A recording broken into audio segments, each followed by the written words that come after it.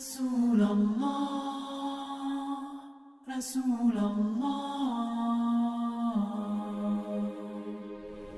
Assalamu alaikum wa rahmatullahi wa barakatuh, dear brothers and sisters. This is your brother, Omar Suleiman. You know, when the Prophet Muhammad, peace and blessings be upon him, received his first revelation, he was concerned. He didn't understand whether this was something that was coming from God or whether this was something that was coming from some other source, or whether this was something that was some supernatural experience. And he was concerned, and it was at that moment that he truly needed a form of reassurance. And he knew the right person to go to, because he ran to his wife Khadija, may God be pleased with her, and he said to her the famous words, Zamilooni, Zamilooni, Dathirooni, Dathirooni, cover me up, embrace me, cover me up, embrace me.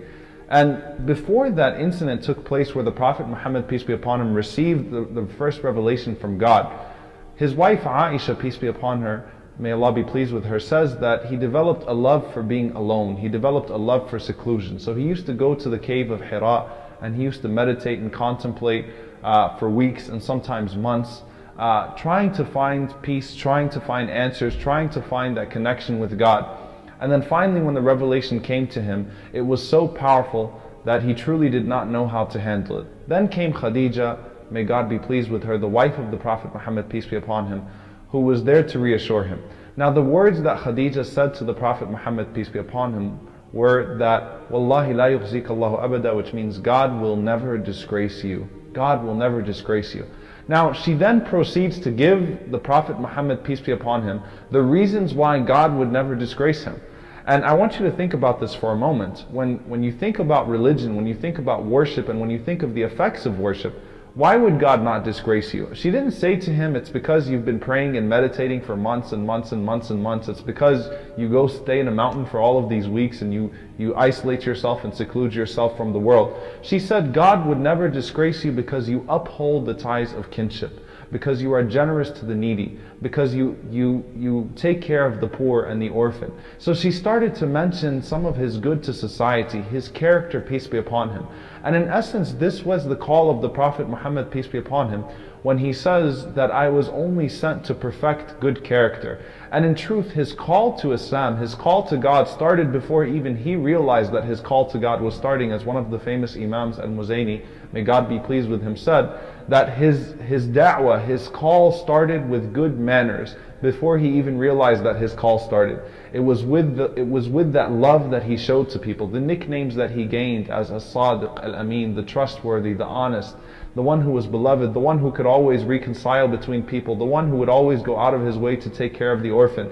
And so it was only befitting now that he found a woman of good faith and good character that truly understood that and truly had that insight and could come to him from that direction and could say to him, O Prophet of God, God is not disgracing you. This is God honoring you. This is God giving you virtue. This is God elevating your status because of all of the people that you have been elevating your entire life. And so with that, I just wanted to focus for a moment.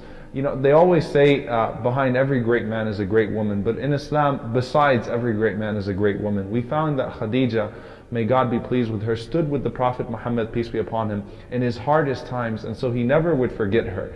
It was even in the time when you know, they left a life of comfort in essence because she was a successful businesswoman.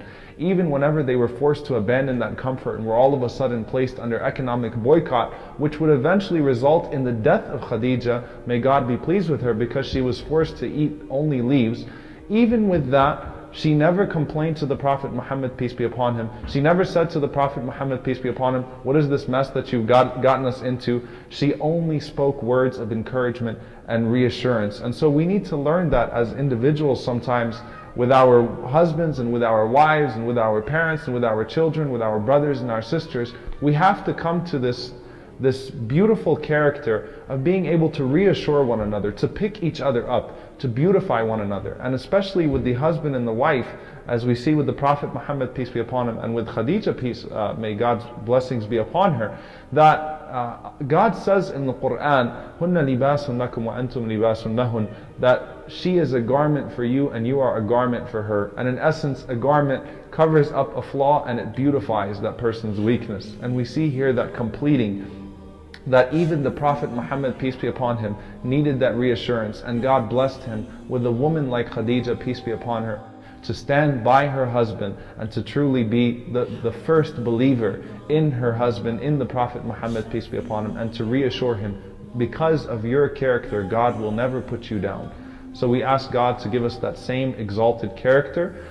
Please do continue to watch and continue to support this effort to learn more about our Prophet Muhammad, peace be upon him. Jazakumullahu khairan wa assalamu alaikum wa rahmatullahi wa barakatuh.